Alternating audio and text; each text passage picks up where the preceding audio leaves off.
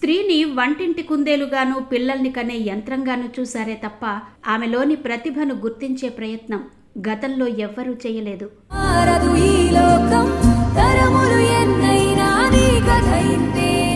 రాను రాను స్త్రీ ఒంటరిగా అన్ని రంగాల్లోకి ప్రవేశించి వారి టాలెంట్ని ప్రదర్శించడం ప్రారంభించారు.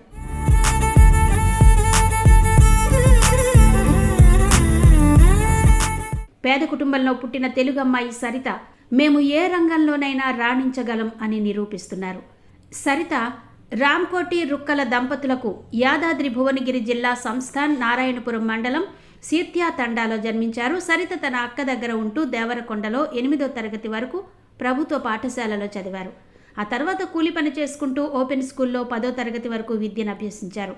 ఇక తల్లిదండ్రులు వృద్ధాప్యంలో ఉండడంతో వారిని పోషించే బాధ్యతను ఆమె తీసుకుని చదువుకు స్వస్తి చెప్పారు. ఈ సమయంలో ఆటో నడపడం నేర్చుకున్నారు. 5 ఏళ్లు సంస్థాన్ నారాయణపురం నుండి సీత్యా తండాకు ఆటో నడిపారు. ఆ తర్వాత బస్సు డ్రైవింగ్ ఎందుకు చేయలేనని డ్రైవింగ్ మీద దృష్టి పెట్టారు.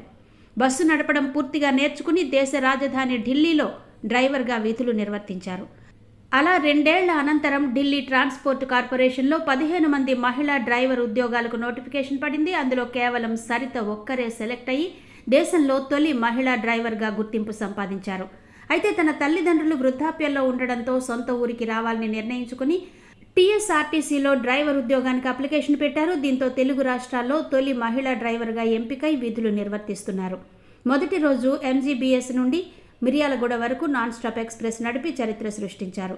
మహిళలు అనుకుంటే ఏదైనా సాధిస్తారని, జీవితంలో కష్టాలు వస్తాయని, వాటిని చూసి కృంగిపోకుండా ధైర్యంతో ముందుకు సాగాలని సరిత పిలుపునిచ్చారు.